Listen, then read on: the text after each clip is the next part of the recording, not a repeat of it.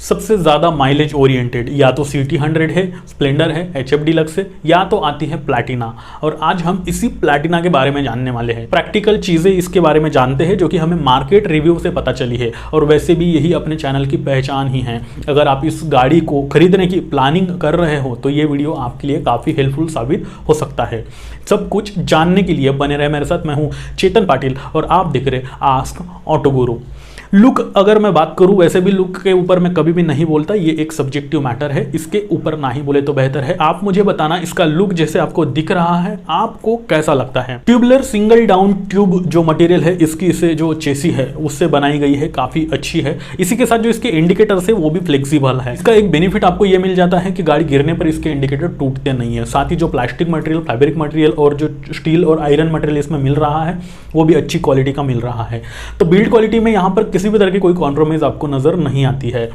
इस गाड़ी का जो ओवरऑल कर्व वेट है वो 117 किलो है। बॉडी टू वेट रेशियो इस हिसाब से अगर देखा जाए तो इसमें अच्छे से मेंटेन करा गया है। जब भी आप किसी रूरल एरिया में या फिर खेती वाले रास्तों में इस गाड़ी को लेके जाते हो, पहाड़ वाले रास्तों में लेके जाते हो, तो नीचे से कुछ भी हिट नहीं होता है इसे। क्यों नहीं होता है? क्योंकि 200 mm का इसका जो है ग्राउंड क्लियरेंस आपको मिल रहा है। इनिशियल पिकअप सेगमेंट में आने वाली बाकी गाड़ियों के मुकाबले बेहतरीन आपको इस गाड़ी में मिलता है, क्योंकि जब फर्स्ट गियर में आपने डाला हुआ रहता है और जब थ्रोटल घुमाते हो तो ये गाड़ी डायरेक्ट उड़ जाती है। तो ये चीज़ यहाँ पर काफ़ी अच्छी मानी जाती है इस प्लैटिना 100 सीसी की।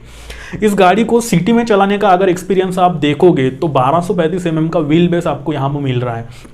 तो वो चीज़ ऐसी है कि जब भी ये मतलब टर्निंग रेडियस जितनी कम जगह में आपकी गाड़ी घूमती है उतना सिटी राइडिंग के लिए वो इजी हो जाती है। उस लिहाज से काफ़ी इजी 1235 mm व्हील बेस इसमें आपको जो है वो एहसास दिलाता है।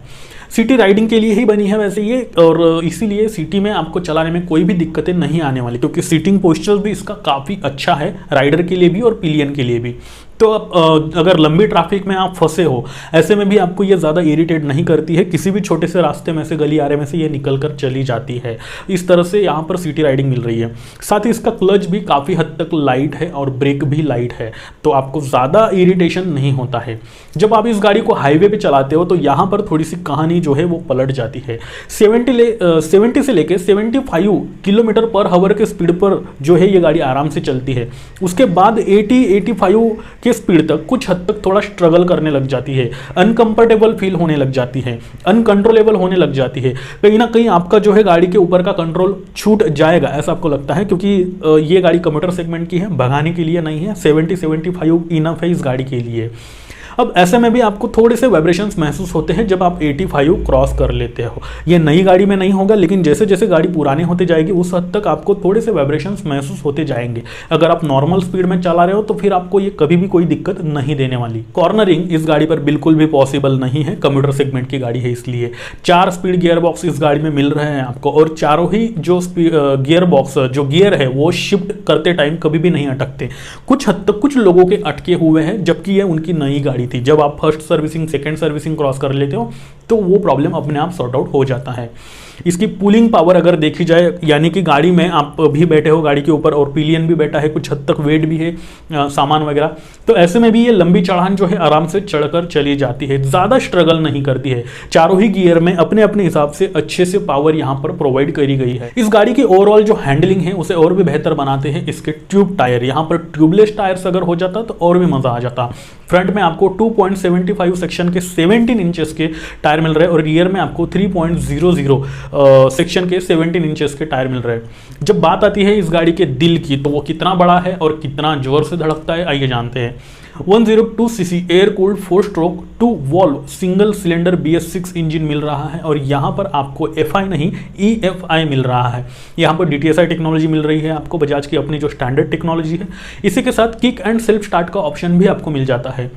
अब जो ये दिल है इसकी धड़कने की जो गति है, यानी कि जो मैक्सिमम पावर है 7.9 PS और मैक्सिमम टॉर्क 8.34 Nm का आपको मिल रहा है। ये जो इंजन है BS4 के मुकाबले अब की बार वाकई स्मूथ लगा हुआ है और पहले से ज़्यादा इंप्रूवमेंट यहाँ पर दिखती है।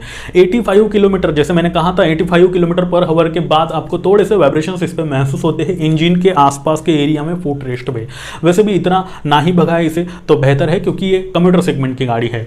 सीटिंग अरेंजमेंट काफ़ी अच्छी है, यहाँ पे कंफर्टेबल सीट दी जा रही है आपको। 804 mm की सीट हाइट है, तो अगर आपकी हाइट 4 फीट भी है तो भी आप इसे आराम से बैठ करके चला सकते हो, आपके दोनों पैर ज़मीन पर आ सकते हैं।